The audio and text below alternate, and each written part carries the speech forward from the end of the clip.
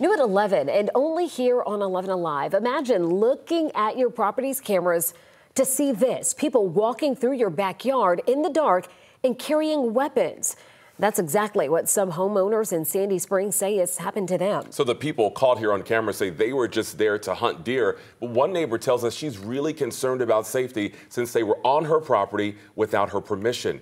11 Alive's Karis Belger following this story for us tonight. She's live now in Sandy Springs. Karis, I know you spoke to the neighbors. They're saying this was really frightening.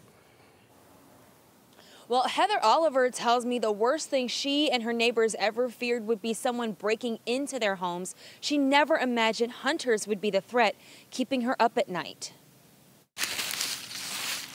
You know, this is completely in the dark. It just happened so quickly.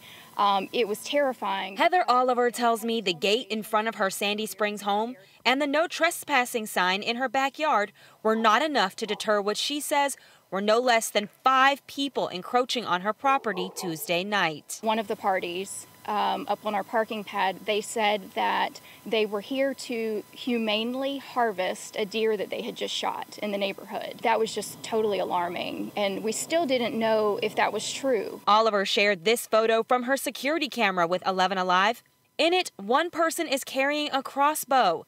The image, she says, was taken just after 8 p.m. before she and her husband told them to leave. They said they had permission to be there. But Oliver tells me she and her neighbors are not the ones who gave it. The neighbor beside them have young children that play in the backyard. They're 10 feet from where they shot the deer. They have a baiting station on their property. A spokesperson with the Sandy Springs Police Department told 11 Alive hunting is allowed in residential areas, but one needs permission from the property owner. Also, hunting within 50 yards of any road is illegal.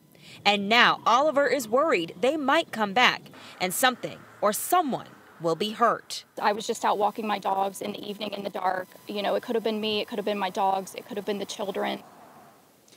Now, Heather Oliver says she wants something to be done to change the hunting laws to make sure no one gets hurt. And a representative for the Sandy Springs Police Department says the DNR is now investigating the possibility of criminal trespassing charges. All right, Karis Belger, live. Thank you.